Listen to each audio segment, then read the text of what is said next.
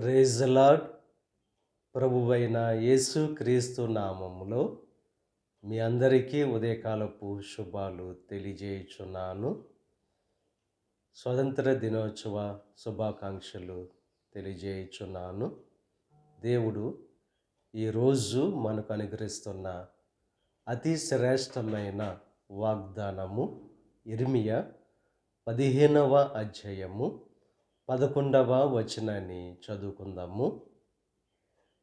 నిశ్చయముగా నీకు మేలు చేయవలనని నేను నిన్ను బలపరుచుచున్నాను.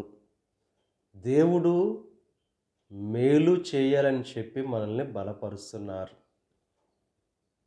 యోసేపు జీవితాన్ని పరిశీలన చేసినట్లయితే అన్నయ్యలు కీడు చేసి గోతిలో వేస్తే ఆ గోతిలో పడిన యోసేపును పైకి లేపి ఐగుప్తు దేశానికి గొప్ప అధికారి కింద చేశాడు దేవుడు. మేలు చేయడానికి ఆయన సిద్ధంగా ఉండే దేవుడు.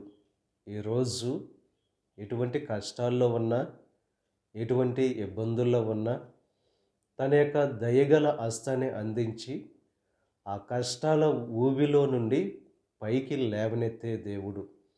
మన శత్రువుల ఎదుట భోజనాన్ని సిద్ధపరిచే దేవుడు. శత్రువు కీడు చేయడానికి స్వభావం కలిగిన వాడుగా ఉంటే దేవుడు మేలు చేసే స్వభావం కలిగిన వాడుగా ఆయన ఉన్నాడు. ఎందుకంటే మనల్ని సృష్టించిన సృష్టికర్త, మనల్ని నిర్మించిన వాడు, మనల్ని విమోచించిన వాడు ఆయనే గనుక ఆయన మనల్ని బలపరుస్తున్నారు మేలు చేయాలని చెప్పి.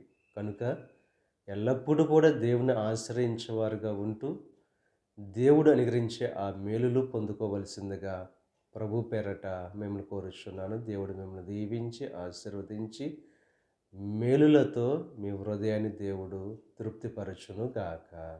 ఆమేన్. ప్రార్థన చేసుకుందాం.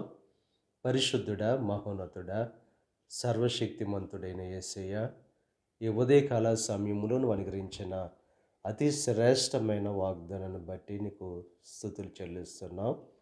మేలు చేయాలని చెప్పి మమ్మల్ని బలపరుస్తున్నాం. నీకు స్తుతులు చెల్లిస్తున్నాం దేవా. ఈ ప్రార్థనలో ఏకీభవిస్తున్న ప్రతి ఒక్కరిని దీవించండి, ఆశీర్వదించండి, నీ కృపలో భద్రపరచండి దేవా. ఎవరైతే కష్టాల్లో ఉన్నారో వారి కష్టాల నుంచి విడుదల కలిగి చేయండి. ఈరోజు తలపెట్టిన ప్రతి కార్యాన్ని సఫలం చేయండి. వారి రాకపోకల్లో నీకు సహాయం అనుగ్రహించండి. ఈ దిన ఆశీర్వాదాలు ప్రతి ఒక్కరి మీద మెండుగా కురమరింపచేసి నీ దీవులతో నింపి నడిపించమని మా ప్రభువైన యేసు క్రీస్తు నామం పేరట వేడుకొనుచున్నాం తండ్రి. ఆమేన్. తండ్రి, కుమార, పరిశుద్ధాత్మ త్రియేక దేవుని యొక్క కృప సదాకాలం మనకు తోడై ఉండి దేవుని యొక్క దీవెనలు ఆశీర్వాదాలతో నింపి నడిపించును గాక. ఆమేన్.